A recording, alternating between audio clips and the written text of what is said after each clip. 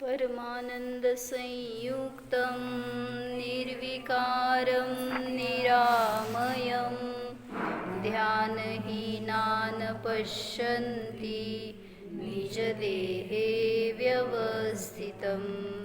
जय बोलो कलंकाचार्य भगवान की जय। अनन्तसुखसम्पन्नं ज्ञानामृतपयोधरम् अनन्तवीर्यसम्पन्नं दर्शनं परमात्मनः निर्विकारं निराबाधं सर्वसङ्गविवर्जितं परमानन्दसम्पन्नं शुद्धचैतन्यलक्षणम् उत्तमास्वात्मचिन्ता स्यात् देहचिन्ता च मध्यमा अधमा कामचिन्ता स्यात् परचिन्ता धमाधमा। पाचवं काल पाठ केलेलं न बघता म्हणायचं। निर्विकल्प समुत्पन्नं ज्ञानमेव सुधारसं विवेकमञ्जुलिं कृत्वा तं पिबन्ति तपस्विनः। झाले का? नाही अजून का?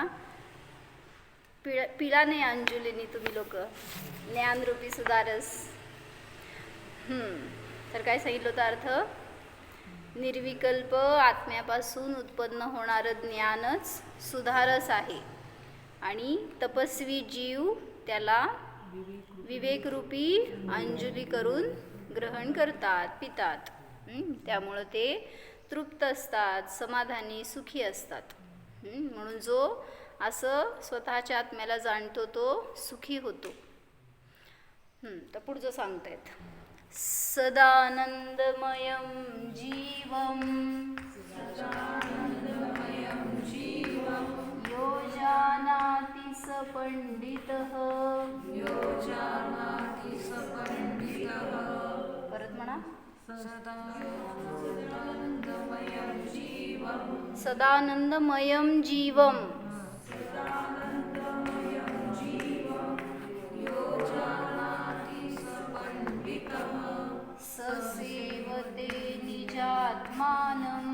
स सेवते निजात्मानं परमानंदकारणं। म्हणा, सदानंदमयं जीवं यो जानाति स पंडितः स सेवते निजात्मानं परमानंदकारणं। काय सांगायला लागले?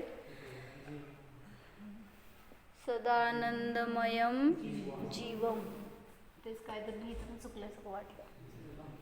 सदानंदमयं जीवं यो जानाति स पंडितः स सेवते निजात्मानं परमानंदकारणं। तर काय सांगायचं याच्यामध्ये की पंडित कोण आहे? पंडित म्हणजे जो पंडायस्य स पंडित असं म्हटलं, ज्याच्यामध्ये ज्ञान आहे, विद्वत्ता आहे, तो पंडित आहे।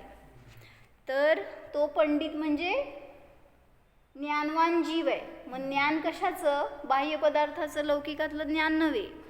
तर सदा आनंदमय अशा जीवाला सह म्हणजे जो जाणतो, आणि यह म्हणजे जो जाणतो, तो पंडित आहे। पंडिताची व्याख्या केली तुमच्या परिभाषेमध्ये। पंडित म्हणजे वेगळे वेगळे जीव, पण इथं पंडित सांगतायत कोणाला म्हणायचं? तुम्ही सगळे पंडित आहात, हो म्हणा। ज्ञानी आहे पंडित म्हणजे ते पूजा प्रक्षाळ करणारा तो पंडित नव्हे। तर पंडित म्हणजे जो आत्म्याला जाणतो तो प्रत्येक जीव पंडित आहे। काय म्हणले? तुम्ही कोण? मी पंडित आहे। असं कोणाला बाहेर सांगितलं तर कशाला असायचं? तेच सांगायला लागले। पंडित म्हणजे ज्ञानवान आत्म्याला जाणणारा तो ज्ञानी पंडित आहे। सदा आनंदमय असणाऱ्या अशा जीवाला यह म्हणजे जो जाणतो तो पंडित आहे। तो सह म्हणजे तो निज आत्मानं सेवते, परमानंद कारणम निज आत्मानं सेवते. म्हणजे ज्याला आनंदमय आत्मा काय आहे हे समजलं तो काय करणार, नित्य आनंदाचं सेवन करणार. मला माहिती आहे आनंद कशात आहे, तर त्या आनंदाला सतत भोगण्याचा मिळवण्याचा प्रयत्न करणार आहे. म्हणून सांगितलं तो परम आनंदाला कारण असणाऱ्या अशा निज आत्म्याला सेवन करतो. का? कारण तो आत्मा स्वभावाने आनंदमय आहे. त्याला जाणलं असताना मला माझ्या पर्यायामध्ये स्वभावतःच आनंद प्रगट होणार. म्हणून जो आत्म्याची ओळख करून घेतो, त्याचं स्वरूप समजून घेतो, त्याला समजणार की मी आनंदमय आहे आणि सतत ते आनंद तो भोगत राहतो. म्हणून काय सांगितलं, सदैव आनंदमय आहे. आता हा स्वभाव आहे आपला, पर्याय नाही आहे. आणि सेवन करतो म्हणत असताना पर्याय दाखवली, जानाती म्हणत असताना पर्याय दाखवली. म्हणजे स्वभाव पण दाखवला आणि त्याला पर्याय जाणलं प्रगट केलं तर ती अवस्था पण दाखवली. काय कळलं? ह्याच्यामध्ये सांगा मला, स्वभावरूप किती शब्द आहेत, कुठले कुठले आहेत? सदा आनंदमय आहे तो स्वभाव आहे. अजून परम आनंदाला कारण असा तो स्वभाव आहे. म्हणजे जो कॉन्स्टंट राहणार तो स्वभाव आहे. आणि पर्याय प्रगट झाल्यावर तो किती वेळ राहणार, थोडा काळ राहणार आणि परत पर्याय बदलली की त्याच्याबरोबर बदलणार. तो काय विषय मिळवला असेल त्याच्या अनुसार तिथं फळ मिळणार. म्हणून सांगतात की जानाती ही पर्याय आहे, सेवते हे पर्याय आहे. बरोबर. तर यो म्हणजे काय मिताली? नो. नो जो मी नो म्हणले. मग माहिती व्हायला लिहायचा आपण शब्द प्रज्वल. जो आणि तो, सह म्हणजे तो, स नाही आहे ते शब्द, ॲक्च्युली सह आहे. मग त्या विसर्गाचा लोप झाला. तर जो सदा आनंदमय जीवाला जाणतो तो पंडित आहे. तो परम आनंदाला कारण असणाऱ्या निज आत्म्याला सेवन करतो, निज आत्म्याचं सेवन करतो, त्याला जाणतो निरंतर. समजलंय? म्हणा एकदा. असा आनंद भोगत म्हणा की, म्हणजे तुम्ही पण पंडित. सदानंदमयं जीवं यो जानाति स पंडितः स सेवते निजात्मानं परमानंद कारणम. जो निश्चय से जीव को सदा आनंद में लीन जानता है वह पंडित है. वह परम आनंद का कारण अपनी आत्मा का सेवन करता है.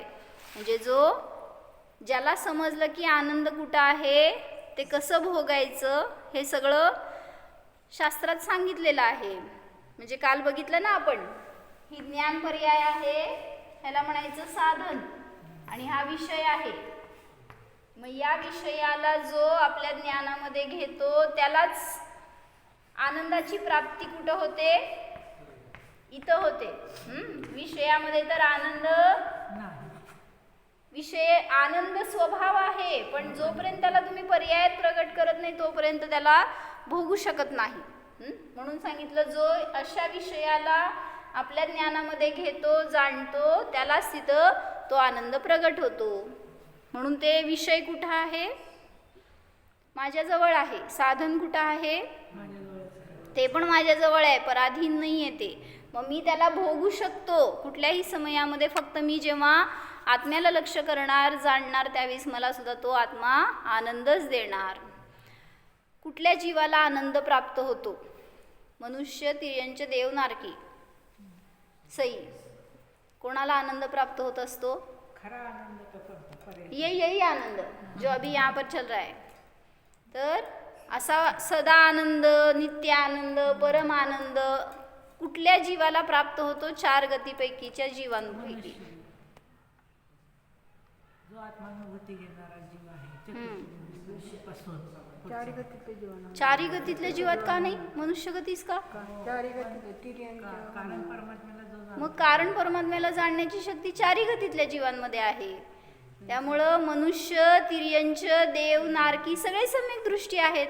तिर्यंच देव सम्यक दृष्टी आहेत का? आहे. कुठले सांगा बघू माहिती असलेले तुम्हाला. स्वयंभू समाजातले. कशाला इथं पण आहो सगळीकडं. हां, सम्यक दृष्टी जीव तिर्यंच असतात का? तिर्यंचे जीव सम्यक दृष्टी असतात का? कुठले पुराणातले उदाहरण सांगा. कोण सम्यक दृष्टी तिर्यंच? सिंहाचा जीव, महावीर अवस्थेमध्ये महावीरांचा पूर्वभावातला जीव, तो सम्यक दृष्टी होता. अजून हां, तुम्ही एवढ्या दूर का बसलाय? मी काय तुम्हाला काय करणार का काय? मला ऐकूच येत नाही आवाज तुमचा. हत्तीच्या जीवाला पण सम्यक दर्शन झालं, बरोबर. अजून अरुणमा, असे तिर्यंच कोण तुम्हाला माहिती आहेत ज्यांना परम आनंदाची प्राप्ती झाली पर्यायामध्ये? बेडकाच्या जीवाला सम्यक दर्शन नव्हतं झालं अजून. हा ना, पण सम्यक दर्शन नव्हतं झालं. त्याची भक्ती होती, भाव म्हणून घेऊन चालला होता तो, पण अजून सम्यक्त्वाची प्राप्ती नव्हती झाली. अजून लय लय जनावर आहेत. काय विसरला का काय तुम्ही? कुत्र्याला, हा, कुत्र्याला नमोकार मंत्र दिला तर तो पण स्वर्गात गेला. बर, अजून तिर्यंच कधीतलेच पहिला काढू ना. नारकींची नावं माहित नाही, फक्त नारकी म्हणतो आपण. नारकीमध्ये अनेक असे जीव आहेत ज्यांना सम्यक दर्शन प्राप्त होऊ शकतं. असंख्यात नारकी सम्यक दृष्टी असतात, पण संख्यातच मनुष्य सम्यक दृष्टी असतात. कारण मनुष्यांची संख्यात आहे, म्हणजे लिमिटेड आहे. मनुष्य असंख्यात नाही आहेत. सई काय म्हणले मी? माझ्याजवळ राहा की थोडं वेळ. म्हणजे आपण तिर्यंच गतीत गेलो तर आपल्याला वाटते की अनेक वेळा गेलोय, पण तिथून पण सम्यक दर्शन नाही करू शकलो, इथं आलोय. मग इथं आल्यावर आपण कारणं मिळाली आहेत की सगळी आपल्याला सम्यक दर्शनाच्या योग्य, पण तसा पुरुषार्थ केला, प्राप्त केला तर उपयोग, नाहीतर नाही. तर नारकींमध्ये आता श्रेणिक राजा आहे, तो सम्यक दृष्टी आहे. अजून रावण आहे, सम्यक दृष्टी आहे. कुठं आहे? तिसऱ्या नरकात आहे. लक्ष्मण पण तिसऱ्या नरकात आहे. काय झालं? होय, मला वाटलं राजमहालात आहे म्हणती का? रावण आणि लक्ष्मण दोघं पण तिसऱ्या नरकात आहे. दोघं पण सम्यक दृष्टी आहेत.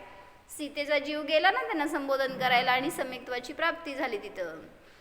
बरं, तर 7व्या नरकापर्यंतचे सगळे नारकी सम्यक्त्वाचा पुरुषार्थ करू शकतात. 7व्या नरकात सुद्धा तो जीव किती आयुष्य त्याला तिथं माहिती आहे? सगळ्यात मॅक्झिमम आयुष्य म्हणजे 33 सागर, म्हणजे आता काय म्हणायचं, ते असंख्यात वर्ष आहेत ती. तर इतक्या काळपर्यंत तो जीव फक्त पहिला अंतर्मुहूर्त सोडा आणि शेवटचा अंतर्मुहूर्त सोडा, इतक्या काळ सम्यक दृष्टी राहू शकतो. कुठं? 7व्या नरकात. सगळ्यात जास्त प्रतिकूल नरक समजण्यासारखं. दुःखच की, म्हणजे अति शीत असतं का उष्ण असतं? थंडीचं दुःख जास्त असतं का उष्णतेचं?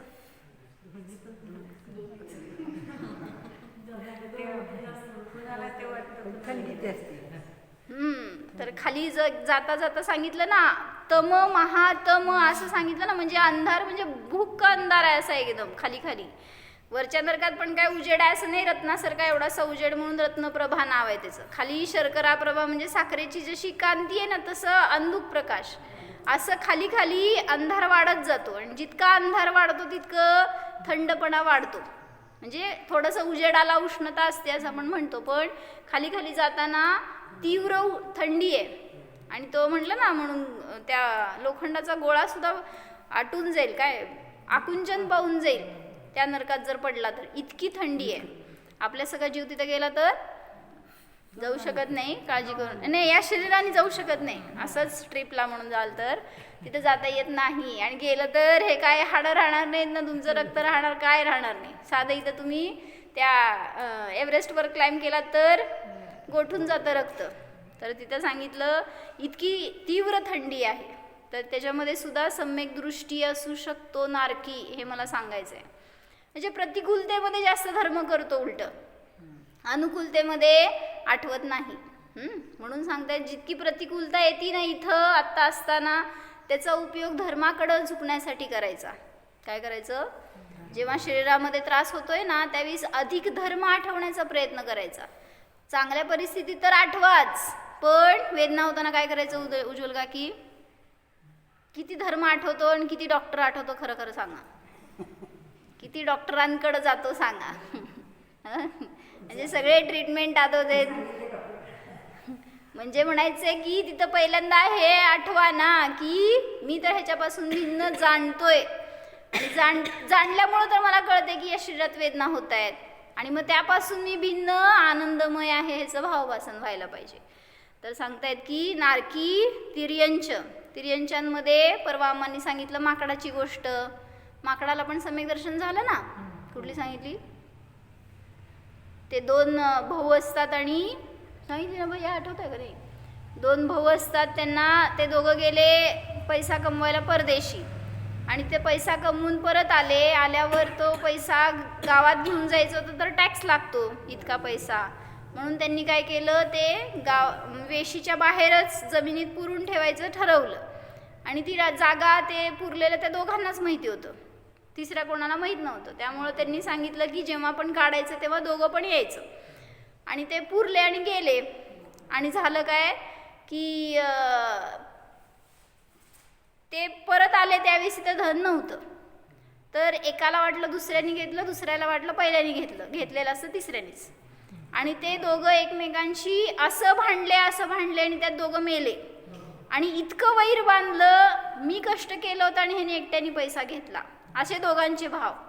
आणि त्यातमध्ये दोघं पण मेले. पुढच्या भावामध्ये अनेक भावात ते वैरी झाले. पहिला नारकी झाले, मग परत बकरा झाले, भैसा झाले, असं अनेक भाव सांगितले तिर्यंचांमध्ये. प्रत्येक भावात ते परस्पराचे वैरी झाले, परस्पराला मारले आणि मेले. आणि मरून असंच अनेक भाव फिरत ते या भावामध्ये शिखरजीच्या डोंगरावर 2 माकडं झाली होती. अरुणामा कोण? हां, तर ते 2 माकडं तिथं जन्मली आणि त्यावेळेस तिथं पण ते भांडली पाण्यासाठी ना, काय तर म्हणले असं, माझं पाणी उष्ट केलं म्हणून असं आम्हाला सांगितलं. तर ते पण तिथं भांडले. इतकं एकमेकांना त्यांनी वार केला असेल, इतकं जखमी केलं असेल आणि त्याच्यामध्ये दोघं असे कोसळले होते दूर, एकमेकापासून दूर. आणि ते दार बंद करू का मी? माझ्याकडे बघी ना तुम्ही. तर ते असे जखमी झाले होते दोघं पण. आणि त्यावेळेस तिथं नेमकं चारण मुनी आले आणि एकाला उपदेश द्यायचं तोपर्यंत तो मेला आणि दुसऱ्याला उपदेश मिळाला. हां, त्यांचं नाव असतं सुप्रतिष्ठित मुनी बरं का. तर या एका माकडांनी पुरुषार्थ केला आणि तिथं त्यांना उपदेश मिळाला, तो सम्यक दर्शनाला प्राप्त झाला, मुनींचा उपदेश. आणि तिथून मरून तो देव झाला, देवहून इथं येऊन परत मनुष्य झाला आणि दीक्षा घेतली. त्यांचं नाव असतं सुप्रतिष्ठित मुनी. तर मुनी झाला, पण वैर अजून त्या दुसऱ्याचं कुठं संपलं होतं. ह्याला तर सम्यक दर्शन झालं, ह्यानी सोडलं वैर, पण तो दुसरा माकड मेलेला, त्याला थोडी उपदेश मिळाला होता, त्याची परिणती बदलली नव्हती, अजून पण तो वैरीच बघत होता त्याला. आणि आता त्या मुनींवर उपसर्ग करायला हा गेला आणि तिथं जाऊन त्यांनी नाही ते नाही, माकड नाही आता हा, तो पण मेला ना, मरून तो व्यंतर झाला. आणि हे मुनी ध्यानस्थ असताना त्यांच्यावर जाऊन त्यांनी उपसर्ग केला, असं काहीतरी पुढचं आठवत नाही आम्हाला. पण म्हणजे म्हणायचे की कशासाठी सांगितली गोष्ट, तिर्यंचांना पण सम्यक दर्शन प्राप्त होऊ शकतं, त्यामध्ये तो माकड पण आहे. म्हणजे माकडाच्या जीवाला पण झालं, त्या बैलाच्या जीवाला सम्यक दर्शन झालं, जो की मरून काय नाव त्याचं, रामाला मदत केलेला सुग्रीव झाला, तो बैलाचा जीव मरून, ज्याला की नमोकार मंत्र दिला होता.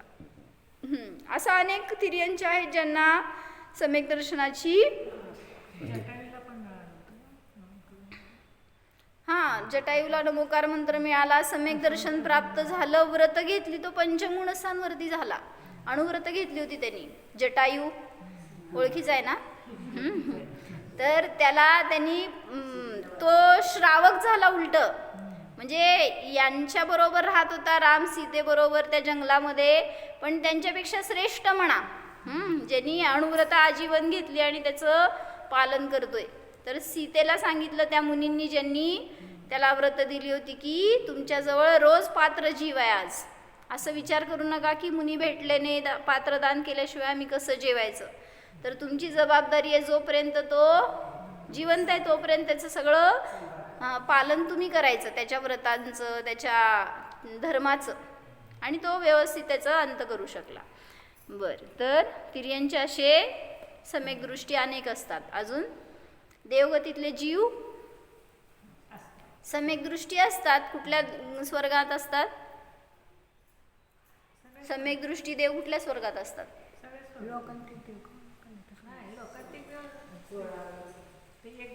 किती स्वर्गांची रचना कशी असते भैया? सांगितलं होतं. आता हे मध्य लोक आहे, ह्याच्यापासून वर इथं 16 स्वर्ग आहेत मिताली, आणि ह्याच्यावर काय आहेत? 9 ग्रेवेयक आहेत निखिल, आणि ह्याच्यावर काय आहेत? सई 9 अनुदिश, आणि वर 9 करू नका त्याला, आणि वर सिद्धशिला. दिसलं का? काय आहे? पहिला 16 स्वर्ग आहेत, मग 9 ग्रेवेयक आहेत, नंतर 9 अनुदिश आहेत, आणि 5 अनुत्तर आहेत. तर हा जीव ह्या कुठल्या स्वर्गामध्ये सम्यक दृष्टी जीव आहे? इथं वर सिद्धशिला आहे. त्याच्यावर काय? त्याच्यावर काय? आलो का आकाश? तर सांगायचं की कुठल्या स्वर्गामध्ये सम्यक दृष्टी जीव असतात, देव असतात? सगळ्या स्वर्गांमध्ये सम्यक दृष्टी देव असतात. आता सांगा, मिथ्या दृष्टी देव कुठल्या स्वर्गात असतात? हो, ते कुठे इथं आले? हे विमानवासी देव आहेत. भवनवासी वगैरेंची भवनं वेगळी. बोला. इथं व्यंतर नाही आहेत काकी, हे कल्पवासी देव आहेत. 4 देव आहेत ना, 4 प्रकार देवांचे. कुठले? सई समोर बसा. 4 देवांचे प्रकार कुठले? भवनवासी, व्यंतरवासी, ज्योतिष्कवासी आणि कल्पवासी म्हणा किंवा वैमानिक म्हणा. मग कल्पवासी देव हे आहेत. भवनवासी देव हे जे चित्रा पृथ्वी आहे ना, इथं तुम्ही राहता, ह्याच्या खाली त्यांची भवन आहेत. इथं राहतात ते भवनवासी. पहिल्या नरकाच्या वर इथं भवन आहे, तिथं राहणारे ते भवनवासी. व्यंतरवासी कुठं राहतात? इथंच आहेत आजूला बाजूला आपल्या. हा, काहींची जिथं घर आहेत ना तिथं राहतात, किंवा इथं मध्य लोकांमध्ये पण असंख्य द्वीप समुद्रांमध्ये राहतात. व्यंतर म्हणजे तुमच्या भाषेत भूत. सगळे आले त्याच्यामध्ये. तर ते असं रिकाम्या खंडरमध्ये, विहिरींमध्ये, त्या पडक्या वाड्यांमध्ये, झाडावर, कुठं पण राहतात बरं का, जाताना सावधान. म्हणजे असं ते काय कोणाला लगेच त्रास देणारे नसतात. फक्त त्यांचं राहण्याचं स्थान आहे एवढं सांगितलं. आणि फिरण्याचं स्थान तर पूर्ण मध्य लोकात कुठेही फिरू शकतात ते. तर भवनवासी, व्यंतरवासी, ज्योतिष्कवासी कुठं आहेत?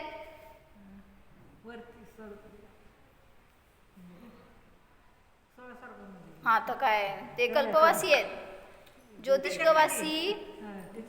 ज्योतिष्कवासी म्हणजे हे सगळे सूर्य चंद्र वगैरे ते कुठे आहेत?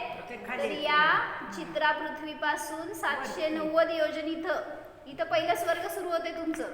त्याच्या खाली 790 ते 910 योजन पर्यंत का काय, असं 900 योजन पर्यंत. तर एवढ्या भागामध्ये इथं सगळी ही चंद्र, सूर्य, पृथ्वी व तारे, ग्रह, नक्षत्र वगैरे असे आहेत ह्या पट्ट्यात. आणि ते इथे या मेरू पर्वताच्या बाजूला फिरतात. तिथं राहणारे ते सगळे ते देव ज्योतिष्कवासी देव आहेत. म्हणजे तिन्ही देव खाली आहेत आणि हे सगळे फिरायची शक्ती आहे, कुठेही जातील ते व्यंतर वगैरे, पण राहण्याचं स्थान कुठेही या अपेक्षेने सांगितलं इथं. तर हे स्वर्गातले देव आहेत, हे कल्पवासी देव म्हणले जातात. तर मी विचारलं तुम्हाला, मिथ्या दृष्टी देव कुठल्या स्वर्गापर्यंत असतात, कुठल्या स्वर्गात असतात?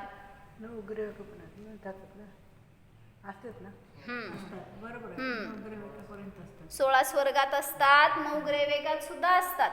त्याच्यावर मिथ्या दृष्टीला स्थान नाही. म्हणजे हे उत्कृष्ट पुण्यवान देव आहेत, जीव आहेत, जे की सम्यक दृष्टीच असणार आणि त्यासहितच जन्मणार. म्हणजे मिथ्या दृष्टी जीव मरून कुठंपर्यंत जाऊ शकतो? ऍक्च्युली तुम्ही 16 स्वर्गापर्यंतच जाऊ शकता. ह्याच्यावर जाणारे असतात ते नियमाने दिगंबर असणार. मग ते मिथ्यादृष्टी असतील किंवा सम्यक दृष्टी असतील, पण द्रव्यलिंगी असतात. भावलिंगी द्रव्यलिंगी मुनीच. नाही नाही नाही नाही नाही नाही नाही. हे नवग्रवेकामध्ये जाणारे निष्परिग्रही असतात, थोडक्यात निर्ग्रंथ असतात. मग ते सम्यक दृष्टी असतील किंवा मिथ्यादृष्टी असतील. इथं जाण्याचा अधिकार तुम्ही वस्त्रधारी परिग्रहधारींना नाही आहे. भलेही मिथ्यादृष्टी जातील, पण द्रव्यलिंगीच असायला पाहिजेत, म्हणजे दिगंबर असायला पाहिजेत, तरच ते इथं नवग्रवेकामध्ये जातात. 16 स्वर्गामध्ये जाणारे अणुव्रती, इथं वरच्या स्वर्गात जाणारे अणुव्रती श्रावक वगैरे असू शकतात, किंवा मिथ्यादृष्टी जीव पण. पाखंडी पण निर्वस्त्र असले तरच. निर्ग्रंथ ब्रह्मचारी वस्त्रधारी कुठंपर्यंत? 16 स्वर्गापर्यंतच त्यांचं स्थान, त्याच्यावर नाही जाणार. वस्त्र ज्यांनी परिग्रह पूर्ण सोडलाय, मग त्यांना आत्मज्ञान झालं असेल किंवा नसेल, ते जीव नवग्रवेकापर्यंत जातात. पहिल्या स्वर्गात पण जाऊ शकतात, असं नाही की तिथंच जातात. म्हणजे त्यांच्या शेवटी पुण्यानुसार किती वरचं स्वर्ग मिळालं हे तिथं अवलंबून आहे, त्यांच्या चर्येवर वगैरे. तर इथंपर्यंत मिथ्यादृष्टीचं स्थान आहे. ह्याच्यावर नियमाने सम्यक दृष्टीत जातात. ह्याच्यावर तर इथं 5 अनुत्तरांमध्ये एक भवावतारी जीव असतात, जसं सर्वार्थ सिद्धीमध्ये वगैरे. आणि मग तिथून लोकांतिक देव इथं 5व्या स्वर्गामध्ये आहेत. मग तिथंच ब्रह्मचारी असतात, ते ब्रह्मचारी असतात, आणि ते येऊन ते पण एक भवावतारी असतात. लोकांतिक देव काय प्रज्वल, म्हणजे तिथं जा म्हणे ना तुला, असं शास्त्रात सांगायला. म्हणजे इथं साधना करणारा जीव जर शीघ्र मोक्षगामी असेल, तर त्या पण देवांमध्ये जन्मू शकतो, आणि तिथून येऊन एक भवात तो मोक्षाला जाऊ शकतो. आणि हे पण जीव एक भवात मोक्षाला जातात. पण काय डिफरन्स आहे? हे इंद्र म्हणा किंवा लौकांतिक देव म्हणा किंवा हे अनुत्तरवासी देव, ते 1 किंवा 2 भवावतारी असतात बरं का, कुठले कुठले असं सांगितलंय. तर मला सांगा, हे सगळे एक भवावतारीच आहेत जे आता मी सांगितले. काय फरक? आयु, बरोबर. तर इथं आयु कमी आहे, वरती आयु इतकी वाढत जाते ना 5 अनुत्तरांमध्ये, तर 33 सागर आयु आहे. म्हणजे जशी 7व्या नरकामध्ये होती ना तशी. पुण्यवान का पापी? पापी. पापी जीव तिथं जन्मणार का? अडकले. म्हणजे म्हणून कोण आहेत सांगा अडकले तिथं आता? कोण अडकून बसले तिथं माहितीये का? माहितीये तुम्हाला? तुमच्या ओळखीचेच आहेत. नकुल आणि सहदेव तिथं बसलेत आता. अजून मोक्षाला गेले नाहीत, पण तिघ पांडव मोक्षाला गेले, पण ते अजून तिथंच आहे. म्हणजे शेवटी कर्मांचा उदय, त्यांचा पुरुषार्थ, त्यांची शक्ती, सहनन ह्याच्यावर पण सगळं अवलंबून असतं. पण ते काय फरक पडत नाही. 33 सागर आहे म्हणून ते काय तिथं दुःखी आहेत, कधी बाबा मी सुटणार आहे, एक विचार दुसऱ्यांदा करायसारखं त्यांना टाइम नाही आहे. 33 सागर म्हणजे असंख्यात वर्ष ते तत्वचर्चा करतात. मिताली, एक चर्चा रिपीट नाही.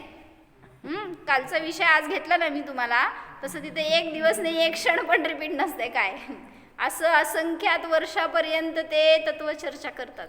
म्हणजे इतकी अगाध जिनवाणी आहे. आपण किती वाचतोय, किती फायदा करून घेतोय. दिवसभर वाचायचं उलटा आता. त्याच्या निमित्तात आपली पण बुद्धी शार्प होणार आणि संस्कार होणार तसे. काय म्हणला? हां, मग ते 5व्या स्वर्गात असतात.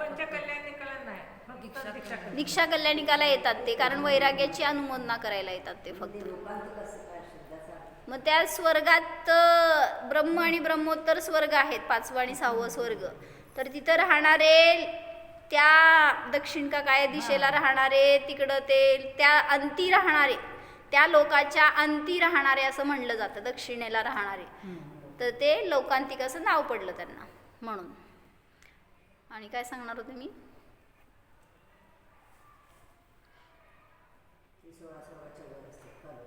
नाही, इथं 5व्या स्वर्गात आहे. इथं सांगाले की इथं 5व्या स्वर्गातच असतात ते जे. हे सांगत होते की इंद्र येतो जेव्हा पंचकल्याणिकाच्या महोत्सवामध्ये ना, म्हणतो ना आपण, ते इंद्र आणि शची आले आणि त्या जन्मलेल्या बालकाला घेऊन गेले, असं घेऊन जात असेल बरं का मिताली. तर ते ह्याच्यावर मेरू पर्वतावर नेऊन अभिषेक करतात, जर ते तीर्थंकर बालक असेल तर. तर तिथं त्या जीवाला संबोधन करायचं तसं आपण की तीर्थंकर बालकाची इतकी काय म्हणायचं इतकी ठाठ असतो, इतकं त्याचं नाही काय गाजावाजा असतो असं एक टाईपचं. हां, तेवढं पुण्य तो करून आलाय पूर्वी म्हणून. तर असं त्या बालकाचं अंतरंग बल इतकं प्रगट झालंय, त्यामुळं बहिरंग त्या शरीरात सुद्धा अतिशय बळ असतं. त्यामुळं तो तिथं पण काहीतरी सांगितलं एक शब्द त्यांना, काय असतं बरं, बाळाला त्या तीर्थंकर बाळाच्या शरीरामध्ये एक बळ असतं.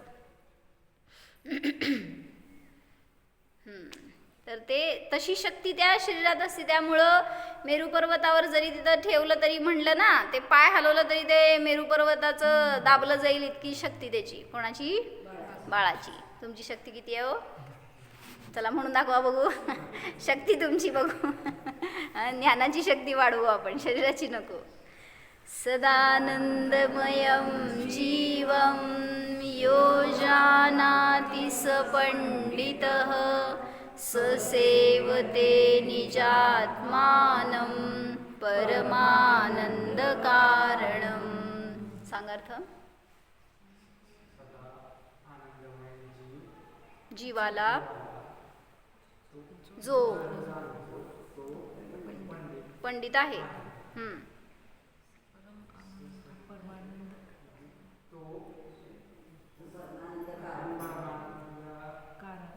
बरोबर आहे. का घाबरतोय सांगते मी तुला. चल, परम आनंदाला कारण असणाऱ्या निजात्म्याला सेवन करतो. तो जो पंडित आहे तो परम आनंदाला कारण असणाऱ्या निजात्म्याचं सेवन करतो, म्हणजे निरंतर तसा जाणण्याचा प्रयत्न करतो. सांगा सई, समजलं ना का नाही समजलं? हां, मी त्याला सांगते मग सांगा. सदा आनंदमय. कशासाठी मय म्हणलं? अखंड द्रव्य दाखवलं जातं त्याच्यातून मय म्हणून. जो जो पहिल्यांदा परत परत परत सदा आनंदमय जीवाला जो जाणतो तो पंडित आहे, तो परमानंदाला कारण असणाऱ्या. बरोबर. इंग्लिश थोडं, मराठी थोडं. बरोबर आहे. निकी सांगताय. जीवाला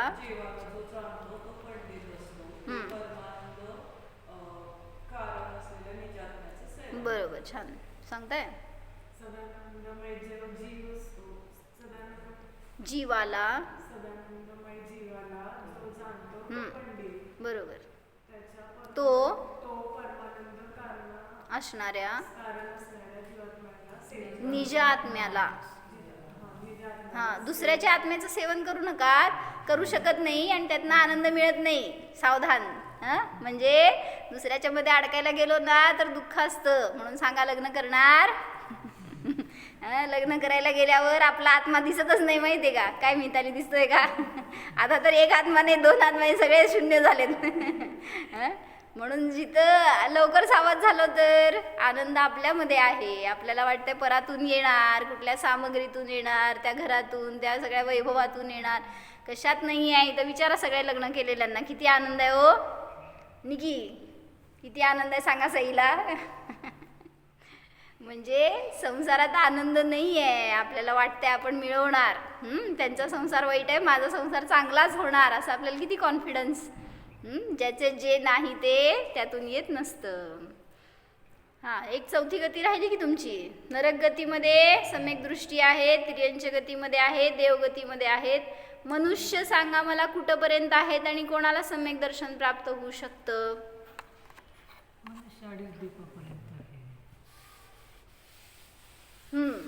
अडीच द्वीप कुठे आहेत प्रज्वल? मिताली, हे अडीच द्वीप बरं का. ह्याच्या बाहेरच्या द्वीपामध्ये जात नाहीत मनुष्य, त्यामुळे ते मी नाही दाखवलं. इथं जम्बूद्वीप आहे, ह्याच्या बाहेर लवण समुद्र आहे, त्याच्या बाहेर धातकी खंड, त्याच्या बाहेर कालोदधी समुद्र आणि त्याच्या बाहेर अर्धा आहे हा पुष्करवर द्वीप. तर हे समुद्र आहे आणि हा हा समुद्र आहे, ह्याच्यामध्ये मनुष्य नाही. 2.5 द्वीपापर्यंत आहेत मनुष्य. तर मला सांगा, सम्यक दृष्टी मनुष्य कुठंपर्यंत आहेत, कुठं असतात?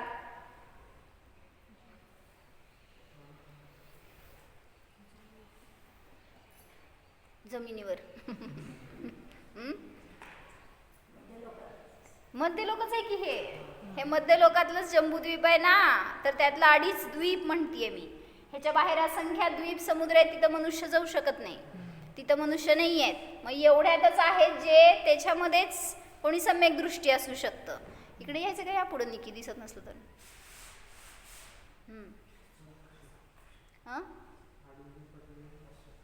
2.5 द्वीपात म्हणजे इथं तर कळते की जम्बूद्वीपात आहेत, हे लवण समुद्रात आहेत, सॉरी काय धातकी खंडात आहेत आणि पुष्करवर द्वीपात आहेत. तिथं असणारे मनुष्य सम्यक दृष्टी असू शकतात, चतुर्थ कालामध्ये मोक्षगामी असू शकतात, कर्मभूमी असायला पाहिजे प्रोव्हाइडेड. तर हे सांगितलं. पण मला सांगा, इथं लवण समुद्र आणि कालोदधी समुद्र, तुम्ही 2.5 द्वीपात असताय म्हणताय की नाही, मग तिथं पण असायला पाहिजेत. तर कुभोगभूमी आहेत ना तिथं. या पण समुद्रात आहेत, या पण समुद्रात आयलँड आहेत, आणि तिथं ते कुमनुष्य राहतात. मला सांगा, ते सम्यक दृष्टी आहेत का मिथ्या दृष्टी आहेत?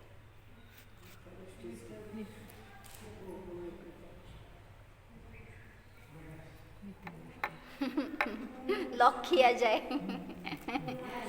कुमनुष्य म्हणजे त्यांचं हे सर असतं ना, हे प्राण्यांचं असतं, आणि सगळं धड असतं हे मनुष्याचं असतं. म्हणजे तुम्ही कार्टूनमध्ये बघितलं असणार ना, त्या टाईपचं.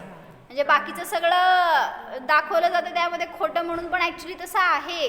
म्हणजे सगळे जे कुमनुष्य असतात ते वेगळ्या तोंडाचे, जसं गजमुखी, अश्वमुखवाले, परत महिषमुखी, असं काय वाघाचे मुखवाले, असे वेगळे मुखवाले असतात. पण शरीर त्यांचं मनुष्याचं असतं. सांगा काय खातात? माती. नाही, मला म्हणायचं मनुष्याचं अन्न खातात का तिर्यंच्याचं खातात? तर ती भोगभूमी आहे, तिथं पण कल्पवृक्ष असतात. त्यामुळं त्याच्याद्वारे मिळालेलं सगळं खातील की ते, मागणार आणि खाणार ते मिळालेलं आहे ते. पण असं नाही की मनुष्य आणि तिर्यंच्याचं काय वेगळं खातात असं. पण जे कल्पवृक्षाकडनं मिळणार आहे ते खाणार, त्यामुळे सगळे शाकाहारी असतात. सिंह असला तरी मांसाहारी नसतो, कारण कल्पवृक्ष तुम्हाला मांस देत नसतं. तर म्हणून तिथं पण असणारे मला विचारायचं होते की ते मिथ्या दृष्टी असतात का सम्यक दृष्टी असतात? कुमनुष्य जन्मतः मिथ्या दृष्टी असतात, कारण सम्यक दृष्टी जीव अशा कुमनुष्यांमध्ये जन्मत नसतो. तर तुम्हाला प्रश्न आहे, तुम्ही मला विचारून उत्तर द्यायचं उद्या. काय जसं ते नारकी खालच्या नरकांमध्ये जन्मतः मिथ्या दृष्टीच जन्मतात, पण आयुष्यभरामध्ये ते सम्यक दर्शन प्राप्त करू शकतात. तसं कुमनुष्यांमध्ये, कुभोभूमीमध्ये जन्मतः ते मिथ्या दृष्टीच असतात अरुणा काकी. फक्त मला सांगायचं की ते सम्यक दर्शन प्राप्त करू शकतात की नाही. आम्हाला विचारा, नाहीतर ज्ञानींना विचारा, नाहीतर शोधा शास्त्रामध्ये. एकदा म्हणायचंय, एकदा बघून एकदा न बघता. झालं की एकदाच. सदानंदमयं जीवं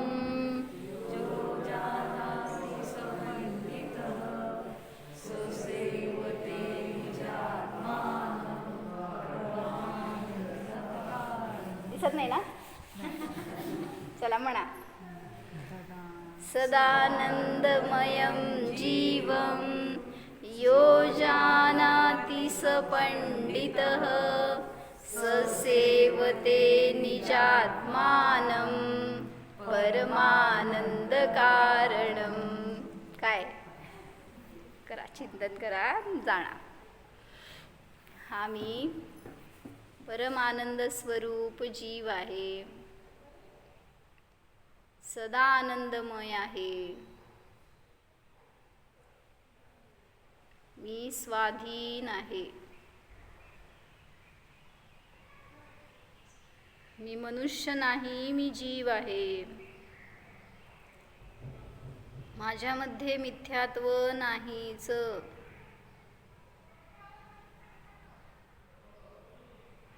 नित्योऽहं सुखस्वरूपोऽहम्